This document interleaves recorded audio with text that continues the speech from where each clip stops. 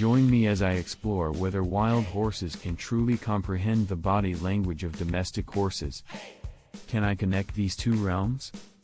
We'll start with a fascinating fact about wild horses, emphasizing their intelligence and social behavior, igniting curiosity about their understanding of domestic equine body language. Let's delve into the captivating question of whether wild horses can read the body language of domestic horses, setting the scene for an investigation into their communication. We'll examine the key differences between wild and domestic horses, especially regarding their environments and social behaviors, which pose a significant challenge in understanding their communication styles.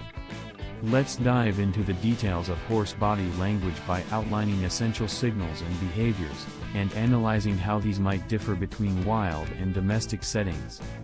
I'll narrate an intriguing story that highlights an encounter between a wild horse and a domestic horse, revealing unexpected dynamics in their communication.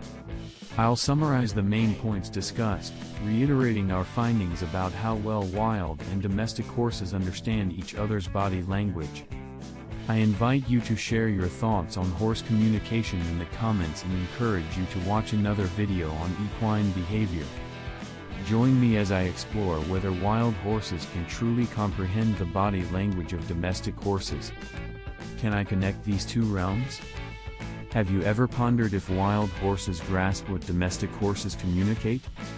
Consider the contrast: one thrives freely in nature, while the other often resides in a controlled environment. Their experiences differ vastly, potentially influencing their communication. The primary distinction between wild and domestic horses lies within their settings. Wild horses fend for themselves, seeking sustenance and evading threats, while domestic horses usually rely on humans for their needs. This lifestyle disparity may significantly impact their interactions. A wild horse might remain vigilant and ready to flee, whereas a domestic horse may exhibit a more relaxed demeanor. Social interactions also vary considerably. Wild horses form tight-knit groups with clear hierarchies, while domestic horses may be solitary or kept in pairs. This influences how they learn communication styles. A wild horse might adopt a more assertive approach, whereas a domestic horse could lean towards submission. These differences raise intriguing questions about their ability to understand each other's body language. Grasping these differences is vital to determine if wild horses can interpret the body language of their domestic counterparts. If their environments and social contexts shape their communication approaches, wild horses might struggle initially to comprehend domestic horses' signals.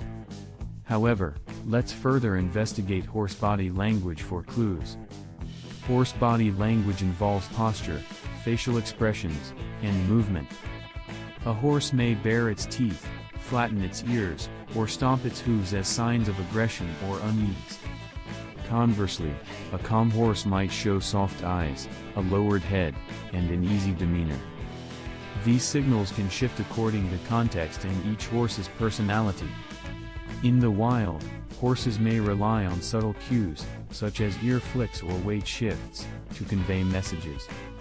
Domestic horses tend to display more overt body language, such as head tossing or kicking.